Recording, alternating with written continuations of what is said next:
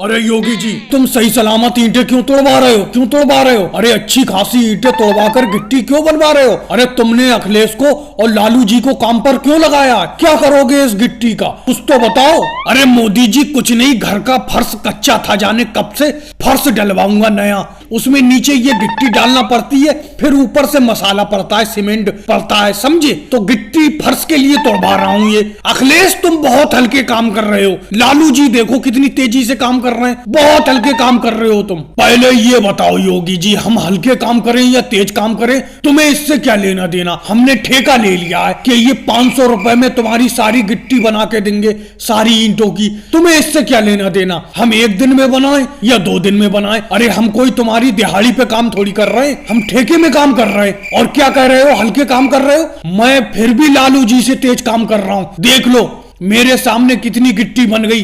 अरे ये बात तो नहीं मानूंगा अखिलेश, मैं तुम्हारी बिल्कुल नहीं मानूंगा।